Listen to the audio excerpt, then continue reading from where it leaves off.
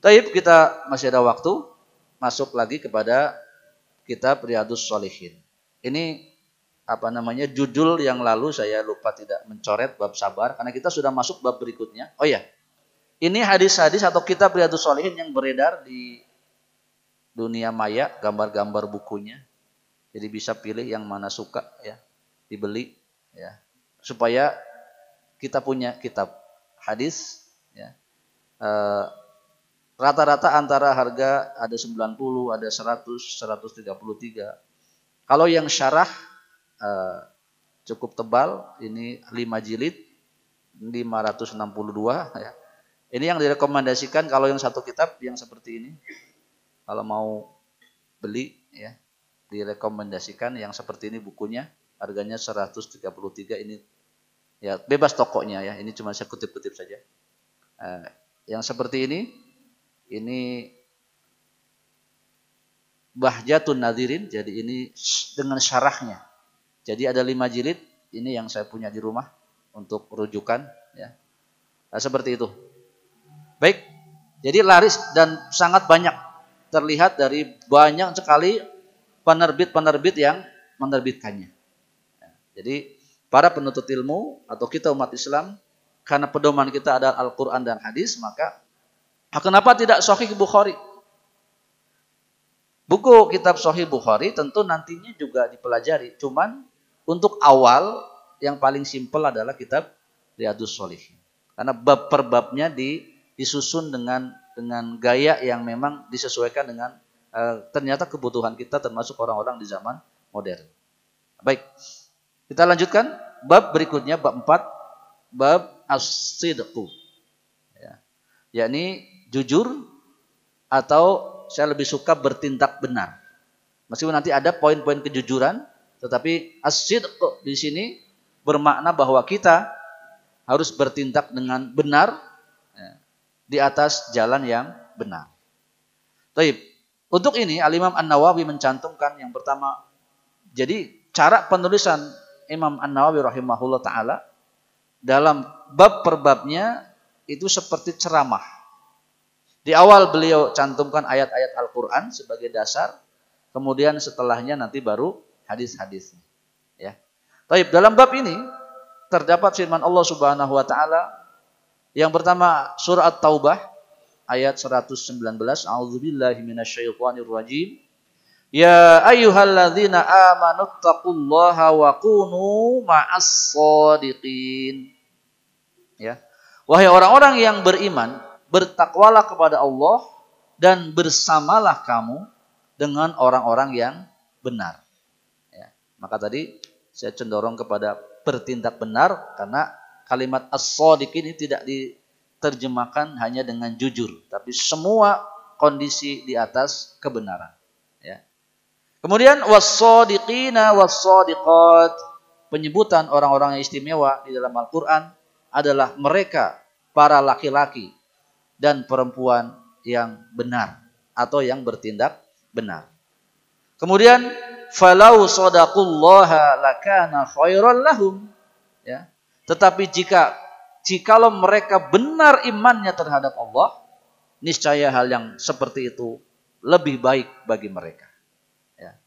Baik. Kemudian sudah hanya 3 ayat saja yang beliau cantumkan sebagai pendasaran. Minimal kita ambil yang pertama, wa kunu ma'as shadiqin, dan bersamalah engkau dengan orang-orang yang benar. Dan untuk menjadi bersama orang-orang yang benar tentu diri kita juga harus benar. Baik. Adapun hadisnya yang pertama, hadis ke-54 dalam kajian kita. An Ibnu Mas'udin radhiyallahu anhu anin nabiyyi sallallahu alaihi wasallam. Jadi kalau ada tayangan seperti ini, nanti ada perbedaan Bapak-bapak antara membaca teks hadis dengan membaca Al-Quran. Selancar apapun dia baca Quran, kalau tidak pernah baca hadis, ya gak gegok. Ya, maka dengan ditampilkan seperti ini, ya silakan sambil ngemat-matkan apa yang nampak dan apa yang saya baca. Kalau ada salah boleh diingatkan. An Ibnu Mas'udin radhiyallahu anhu anin nabiyyi sallallahu alaihi wasallam.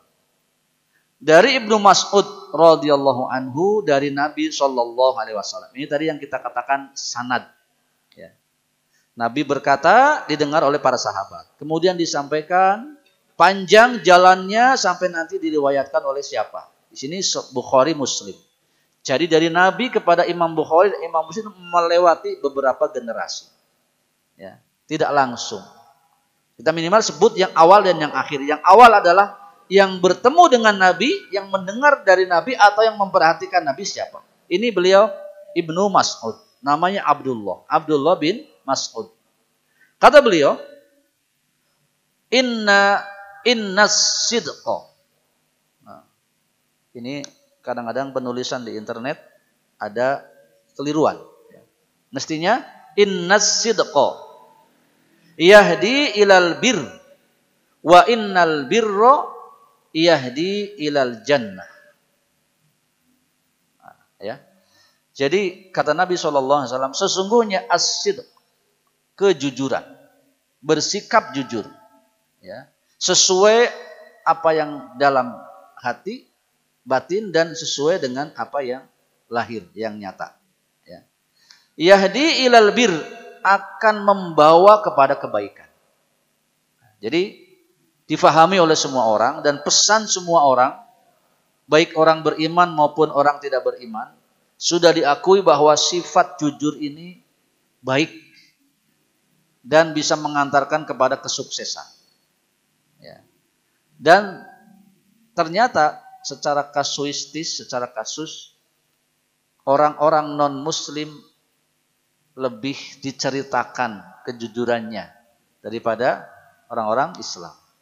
Ya, mohon maaf, negara-negara kafir, ya, itu ada yang 0 kasus korupsi. Ya. Jadi nggak ada kasus korupsi. Ya walau alam yang diceritakan begitu.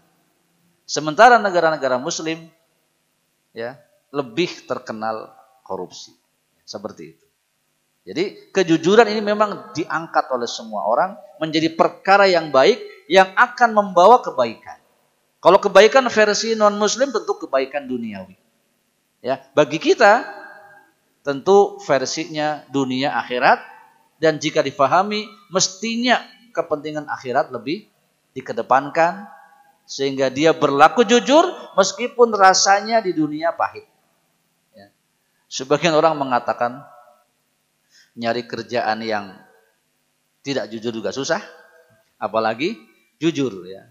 Kalau saya jujur saya mati, ya, dikeluarkan dari pekerjaan dan seterusnya. Ini ya, kenyataan yang terjadi. Nah, maka setiap kita yang membaca hadis ini nanti tentunya akan terbuka dan akan berani meninggalkan sesuatu meskipun nyaman, terasa enak, kalau di situ ada kebohongan, ketidakjujuran karena terancam dengan ketidakbaikan di akhirat. Ya, versi kita orang Islam. Dan tentu ya tadi, ya jangan kalah lah ya dengan non-muslim yang kejujuran dikedepankan. Kemudian wa innal birra, dan sesungguhnya kebaikan itu yahdi ilal jannah, akan membawa kepada surga. Jadi kalau ingin masuk surga ya mudahnya jujur. Ya. Tayyib. Wa innar rajulu la yasduqu hatta yuktaba indallahi siddiqan. Dan orang-orang yang selalu bertindak jujur, maka apabila dia sampai ditulis oleh Allah sebagai orang yang jujur. Jadi ada pepatah, dalam bahasa pepatah atau apa, ala bisa karena biasa. Jadi kalau kita memang biasa jujur, nanti suatu saat Allah menyenangi usaha kita untuk jujur dan ditulis kita sebagai orang yang jujur, maka akan sangat sulit kita untuk berdusta. Pokoknya enggak. Ya. Karena sudah ditetapkan oleh Allah. Itulah keberuntungan. Akan dibantu dihindarkan oleh Allah untuk berdusta dengan macam-macam cara. Tidak diperjumpakan dengan orang sehingga kita akan berdusta. Tidak dikondisikan kepada satu peristiwa sehingga kita berdusta. Karena kadang-kadang untuk berdusta ini kondisional. Kita nggak mau tapi tiba-tiba harus. Ini tadi. Nah kalau kita sudah menjadi orang yang jujur dari awal dan ditulis oleh Allah sebagai orang yang jujur, dihindarkan dari perkara seperti itu. Ya. Meskipun nanti ada perkara-perkara yang dibolehkan untuk kita sedikit ada dusta, ya. Seperti untuk keharmonisan rumah tangga dan seterusnya. Ya, ada poin-poin tertentu. Tapi umumnya, secara umum kita katakan, mari kita berusaha menjadi orang yang jujur terus-menerus sampai satu saat kita ditulis oleh Allah sebagai orang yang jujur.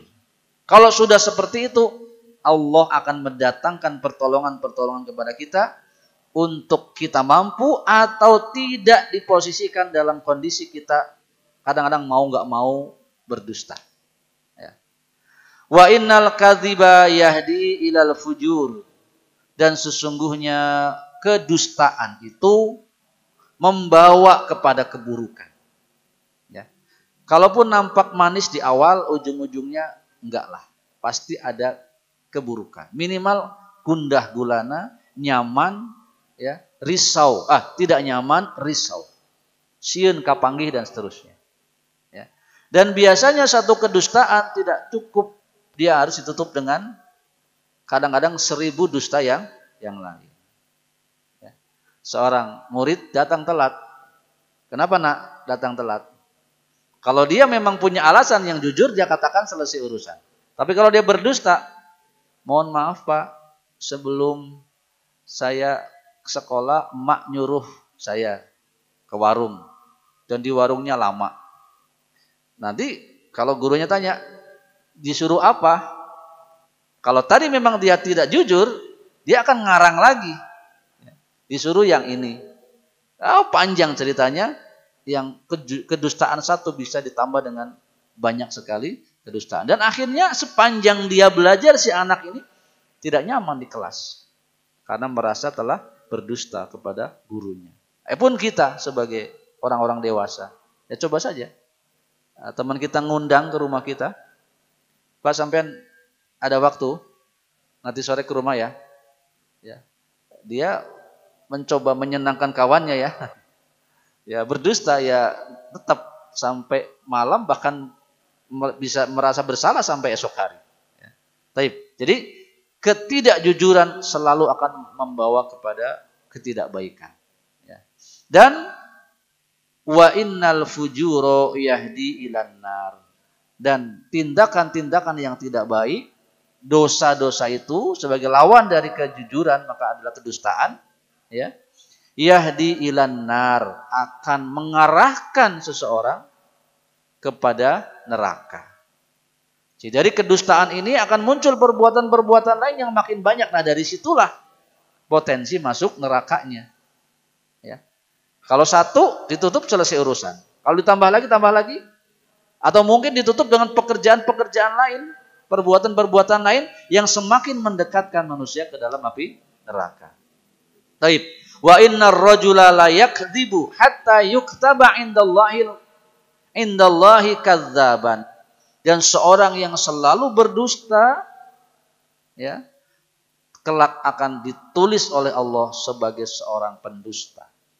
Maksudnya hasil akhir dia mati dalam kondisi sebagai pendusta. Atau menjadi kebiasaan yang sulit untuk tidak berdusta, atau akan dikondisikan kepada hal-hal yang menjadikan dirinya mau tidak mau berdusta, ya, di hadapan manusia.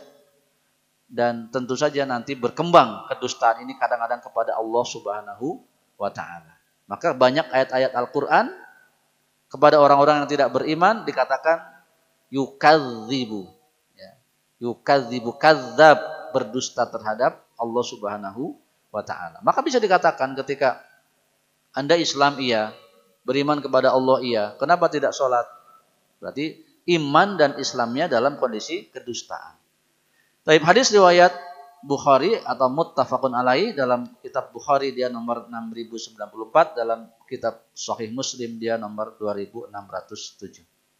Baik hadirin yang saya hormati dan dimuliakan oleh Allah Subhanahu wa taala, cukup satu hadis menambahkan poin awal tadi dalam bab as-sidq, yaitu kejujuran atau bertindak benar.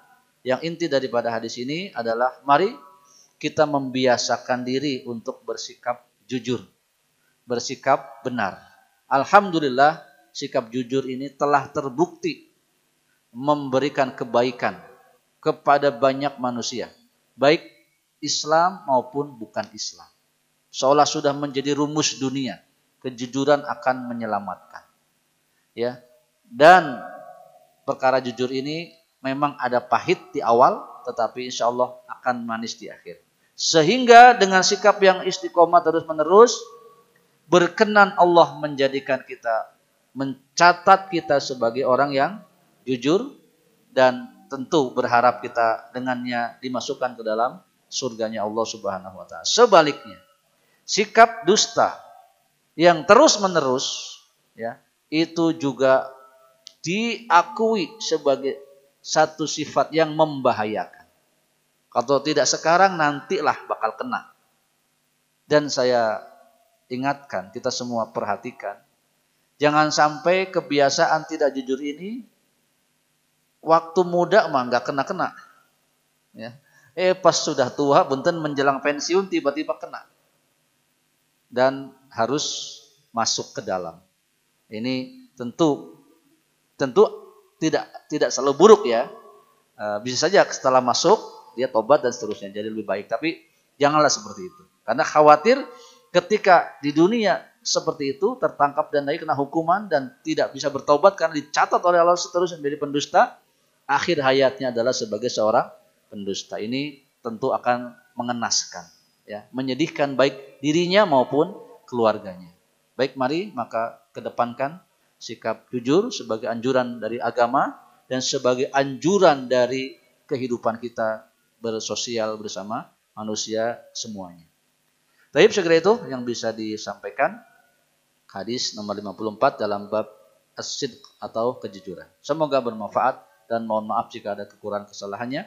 Subhanakallahumma wa bihamdika asyhadu an la ilaha illa anta astaghfiruka wa atubu ilaik. Assalamualaikum warahmatullahi wabarakatuh.